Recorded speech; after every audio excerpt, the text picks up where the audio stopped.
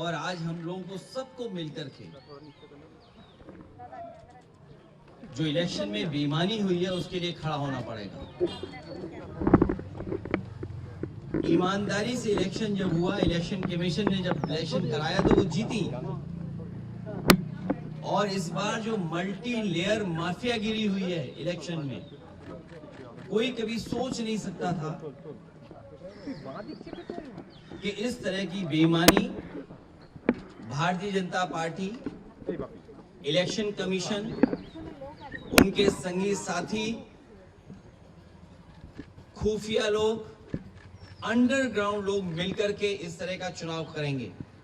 अभी तक तो हम ये सुनते थे कि जो आज बंगाल करता है वो देश कल करता है, लेकिन बीजेपी ने जो उत्तर प्रदेश में किया बेईमानी, वो एक ट्रायल था उनका, और उससे सीख करके पूरा का पूरा चुनाव उन्होंने लूट लिया। सेंट्रल फोर्स हो, election commission, transfer posting, UP का चुनाव भी बड़े करीब से देखा है मैंने। न जाने कितने अधिकारियों की हम शिकायत करते थे, न कभी डीजीपी हटा, न कभी चीफ सेक्रेटरी हटे, न कोई डिस्ट्रिक्ट का अधिकारी हटाया उन्होंने। लेकिन जब बंगाल का चुनाव हुआ, पूरा का पूरा स्ट्रक्चरली उन्होंने अपना बनाया और उनको निर्देश दिए गए कि आपको चुनाव हराना है। आप में से बहुत सारे साथी होंगे, अब तो फोर्स के कई लोगों को 15 दिन की छुट्टी दी है, लीव। इतनी छुट्टी कभी सेंट्रल फोर्स को कभी नहीं मिली। अभी सुना है कि 15 दिन की छुट्टी दी गई है। और जिस तरह का व्यवहार यहाँ हो रहा है पॉलिटिकल वर्कर के साथ, पार्टी ऑफिस के साथ, हम लोग भी सरकार में आए और सरकार से गए, कभी कभी किसी वर्कर, पॉलिटिकल वर्कर के साथ इस तरह का व्यवहार नहीं हुआ। चाहे हमारे साथी अभिषेक हों, आदरणीय दीदी हों,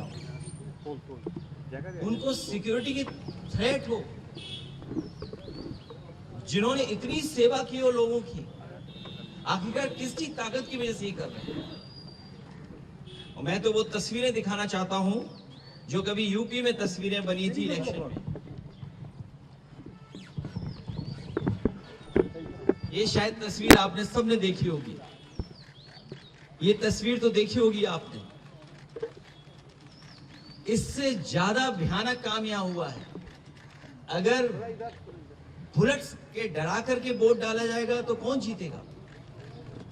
आप बुलेट से डरा रहे हैं वोट के लिए, और इलेक्शन कमीशन निष्पक्ष नहीं है, बीजेपी के सहारे पे काम कर रहा है। जब बाई इलेक्शन उत्तर प्रदेश का हुआ था, मैं लोकसभा में अपने सभी मेंबर्स को लेकर के, कफन लेकर के गए थे हमारे सांसद, और इसलिए लेके गए थे कि स्पीकर को दे दें जिससे कि इलेक्शन कमीशन तक ये चला जाए, क्योंकि हम लोगों ने कहा कि इलेक्शन कमीशन ही मर गया है। और ये बात हम यूं ही नहीं कहते थे ये तो पहली तस्वीर है।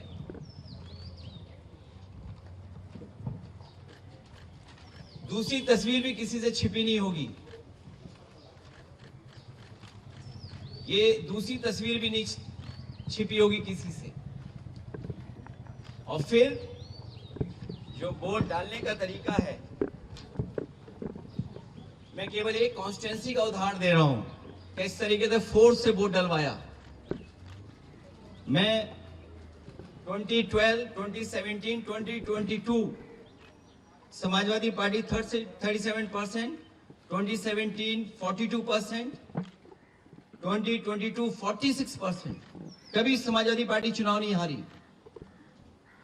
और बीजेपी 29%, 37%, 30%। और जब सेंट्रल फोर्स और फोर्स के साथ जब उन्होंने चुनाव डलवाया, अंदर किसी भी एजेंट को नहीं रुकने दिया। बंगाल में भी यही किया कि जो पॉलिटिकल पार्टी के पोलिंग स्टेशन के अंदर जो एजेंट्स होते हैं, उनको धमकाया, डराया और न जाने क्या क्या तरीका अपनाया होगा। यहां देखिए आप, जब डराया धमकाया और पुलिस का साथ लिया तो कितना 77% पहुंच गया वोट बीजेपी का। 77%। ये वो डेटा मैं दिखा रहा हूं जो इलेक्शन कमीशन के पास भी अवेलेबल होगा। ये तो पूरे इलेक्शन की प्रक्रिया ही बदल दी इन्होंने। और अब तो ऐसा है बीजेपी की सरकार में इलेक्शन कमीशन से मिलकर के पहले आपको रिजल्ट मिल जाएगा, सर्टिफिकेट मिल जाएगा, उसके बाद काउंटिंग होगी, उसके बाद वोट पड़ेंगे, उसके बाद वोटर लिस्ट ठीक की जाएगी। पूरा चुनाव ही अलग कर दिया ना, पूरी चुनाव की प्रक्रिया ही बदल दी इन्होंने। और आदरणीय दीदी इनकी आंखों में खटकती हैं।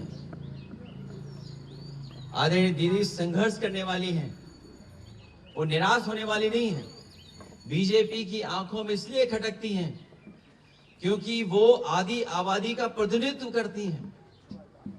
और भारतीय जनता पार्टी के लोग जो पुरुषवादी हैं, सामंतवादी हैं, कभी नारी को बढ़ते हुए नहीं देख सकते।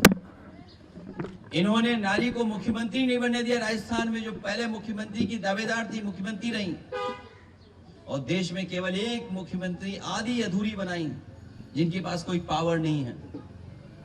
इसलिए हम इस लड़ाई में आदरणीय दीदी के साथ हैं, क्योंकि लोकतंत्र को बचाना है, संविधान को बचाना है। अगर हमारे वोट के अधिकार को ही छीन लेंगे तो फिर क्या लोकतंत्र बचा? इतनी डेमोक्रेसी को किसी ने डिस्ट्रॉय नहीं किया होगा जितना भारतीय जनता पार्टी ने किया। और भारतीय जनता पार्टी पावर के लिए, अपनी ताकत के लिए किसी भी सीमा तक जा सकती है, कोई भी कानून नियम तोड़ सकते हैं। और उत्तर प्रदेश में हम लोगों ने बड़े करीब से देखा, वहां पर ये जो करते थे वो यहां पर किया है। अखिलेश जी, आप कह रहे हैं कि इलेक्शन कमीशन बीजेपी के साथ मिलजुल के ये सब किया, लेकिन आप लोग रोकेंगे कैसे सर? हर जगह से आप लोग वोट चोरी का शिकायत तो कर रहे हैं, लेकिन रोकेंगे कैसे? मुझे उम्मीद है कि देश की जनता इसके बाद जाग जाएगी। जो बंगाल में हुआ है, जो बंगाल को सेंट्रल फोर्स से, क्या आप कल्पना कर सकते हैं कि 3 लाख सेंट्रल फोर्स भेजी गई और चिन्हित करके अधिकारियों को पोस्ट किया गया? सुनने में तो यह भी आया कि अधिकारियों को लालच दिया गया है कि चुनाव जिता दो तो हम आपको अच्छा पद देंगे। और आप यकीन करना, देख लेना, आप जो यहां से चुनाव करा करके जा रहे हैं अधिकारी बड़े, कुछ न कुछ लाभ का पद पाएंगे। हम लोगों को उम्मीद है कि हम लोगों को जनता के बीच में जाकर के जगाना पड़ेगा उनको। सर, बीजेपी का कहना है ममता बनर्जी के बाद आप है टारगेट। उत्तर प्रदेश में नेक्स्ट ईयर इलेक्शन है, उनका कहना है कि आप है टारगेट। हमसे 2 गलतियां हुई, एक बीजेपी को हरा दिया और दूसरा अयोध्या हरा दिया, तो हम तो टारगेट में होंगे ही। ये कोई नई बात नहीं है। और हम तो बहुत टारगेट में, एक के टारगेट में नहीं है। अखिलेश जी, इसके साथ में यहाँ पर जो है बीजेपी की तरफ से कहा जा रहा है, चुनाव आयोग की तरफ से कहा जा रहा है कि ये यहाँ निष्पक्ष तरीके से चुनाव हुआ, हिंसा मुक्त चुनाव हुआ, इस वजह से इस तरह के नतीजे हैं। भारतीय जनता पार्टी सोम पपड़ी की तरह झूठ की लेयर है। सोम पपड़ी खाई कभी? एक लेयर के ऊपर दूसरी लेयर झूठ की चढ़ा देते हैं लोग। और आपको तो मैं ये कहता हूं ना, सब वीडियोस आर्काइव में पड़े हुए हैं। रामपुर का इलेक्शन देख लो, किसी वोटर को नहीं निकलने दिया। और ये जो डेटा मैं आपको दिखा रहा हूं, ये रामपुर की कॉन्स्टिट्यूंसी का दिखा रहा हूं मैं, कुंदर की कॉन्स्टिट्यूंसी का दिखा रहा हूं मैं। ये तो डेटा आप देख सकते हो। इलेक्शन कमीशन अंधा है क्या? और ये महिलाओं की तस्वीर क्या आप भूल गए कि आपके अपने चैनल पे भी चली थी तस्वीरें? ये तस्वीरें आप भूल गए क्या? ये तो आपके चैनल पे भी तस्वीरें चली थी, वीडियो चले थे। ये इन महिलाओं ने, जिन्होंने कोई परवाह नहीं की, मैंने इन महिलाओं को 2-2 लाख रुपए से सम्मान किया था कि इन्होंने कम से कम अपने वोट के अधिकार के लिए लड़ी। उन्हें परवाह नहीं थी गोली की, उन्हें रिवॉल्वर की। आप पता करिए ये क्या हालत थी उस समय। केवल ये तस्वीर नहीं, ये तस्वीर भी आप भूले नहीं होंगे। हालांकि सीसीटीवी से बहुत घबराते हैं बीजेपी के लोग, सीसीटीवी से, कैमरे से बहुत घबराते हैं। अगर यही इलेक्शन कमीशन निष्पक्ष है तो कुंदरकी में जो वोट डाला है उसकी सीसीटीवी वीडियो जनता को दिखा दो। अगर जनता को नहीं दिखाना चाहते हैं तो प्रेस पे तो भरोसा करते होंगे। अगर सब प्रेस को नहीं दिखा सकते हैं तो अपने खास चैनलों को बुला करके और हमें भी बुला लेना, और फिर जब सुप्रीम कोर्ट की प्रोसीडिंग्स लाइव हो सकती हैं तो बंगाल के वोटिंग की काउंटिंग की सीसीटीवी क्यों नहीं दिखाई जा सकती, क्यों नहीं लाइव हो सकती है? कम से कम जनता में तो संदेश जाए, जो लोकतंत्र है वो मजबूत होगा। अगर सीसीटीवी की जो फुटेज है वो अगर बीजेपी दिखवा देगी इलेक्शन कमीशन से तो शायद उससे लोकतंत्र और मजबूत होगा। ये तो अकेले इलेक्शन कमीशन से लड़ रहे थे, हमें तो यूपी में जो हमारा साथी कह रहा था टारगेट, उनके परिवार के लोग भी कई जगह बैठे हुए हैं, उनके बहुत सारे साथी सहयोगी भी बैठे हुए हैं। हमें सबसे लड़ना है, लेकिन हमें भरोसा है कि जनता ने जो बंगाल में देखा है, जिस तरीके का व्यवहार सेंट्रल फोर्स का, इलेक्शन कमीशन का, संघी साथियों का, इनके अंडरग्राउंड लोगों का, बीजेपी के लोगों का, उत्तर प्रदेश की जनता जागरूक होकर इनका जवाब देगी। सर बंगाल इलेक्शन के बाद, सर बंगाल इलेक्शन के बाद आपको लगता है कि इंडिया अलायंस और मजबूत है? दिल्ली की तरफ कुछ करनी चाहिए कॉमन प्रोग्राम। मैं इस समय यही कह सकता हूं कि सभी पॉलिटिकल पार्टीज के नेता हम लोग बैठ करके बात करेंगे। अब सर आपको लगता है कि इंडिया अलायंस के सारे जो पार्टीज है वो स्ट्रॉन्गर है, अभी यूनाइटेड है बंगाल इलेक्शन के बाद? कोशिश यही होगी कि सब लोग और साथ मिलकर के काम करें, क्योंकि लोकतंत्र बचाना है, डेमोक्रेसी को बचाना है। ये डेमोक्रेसी को डिस्ट्रॉय करना चाहते हैं, हमारे वोट के अधिकार को ही छीनना चाहते हैं। हालांकि बात यहाँ की नहीं है, लेकिन यूपी की मैं कह सकता हूं, वो वोट छीन करके आम लोगों के और खासकर पीडीएस समाज के लोगों के अधिकार छीनना चाहते हैं।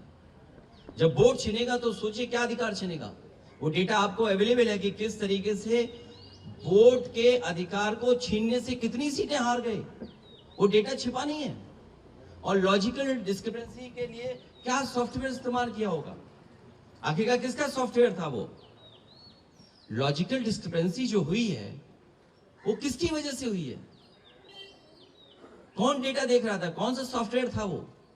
सर आप लोग पार्लियामेंट में इसको उठाएंगे सर? पार्लियामेंट में तो मैं कफन लेके गया था इलेक्शन कमीशन के लिए, बिल्कुल उठाएंगे। बंगाल का ये चुनाव इस बार हिंसा बहुत कम हुई, लोग बहुत कम यहाँ पे जाने गए, लेकिन कल रात में जो देखा गया शुभेंदु अधिकारी के पीए की हत्या की गई, उसे क्या कहते? इसमें तो होम मिनिस्टर जिम्मेदार हैं, तो उनके पीए की हत्या कैसे हो गई?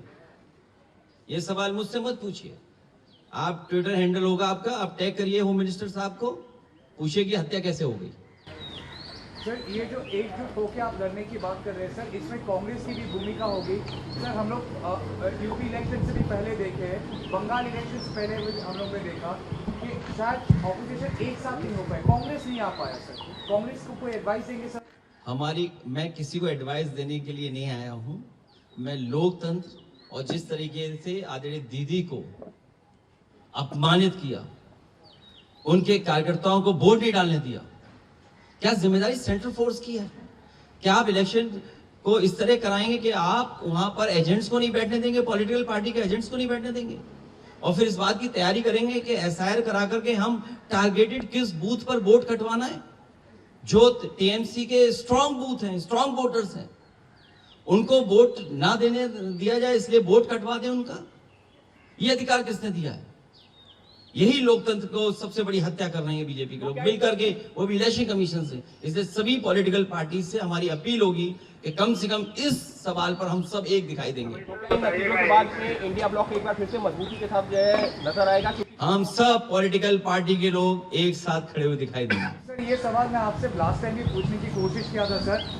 बंगाल में 91 लाख लोगों को हटाया गया था, उसमें डिलीटेड, शिफ्टेड, डुप्लीकेट भी है और लॉजिकल डिस्क्रिपेंसी भी है। लेकिन उत्तर प्रदेश की जो ड्राफ्ट लिस्ट है उसमें 2.8 करोड़ लोगों को हटाया गया था। कोई कॉन्फर्मेशन है सर कितने रोहिंग्या मिले उधर से? और क्योंकि बंगाल में जिन लोगों को हटाया गया सबको कहते थे कि रोहिंग्या है। जब ये बात आपको पता है तो ये भी पता होगी आपको कि हमारे मुख्यमंत्री जी घबरा गए थे। उन्होंने कहा कि 4 करोड़ वोट हमारे कट गए इसमें, तो क्या मानूं मैं? आप अगर हमारे उत्तर प्रदेश के मुख्यमंत्री ये शिकायत करें इलेक्शन कमीशन को कि 4 करोड़ वोट हमारे कट गए, तो इस सवाल का जवाब तो हमारे उत्तर प्रदेश के मुख्यमंत्री देंगे कि जिन्होंने कहा कि 4 करोड़ वोट कट गए हमारे।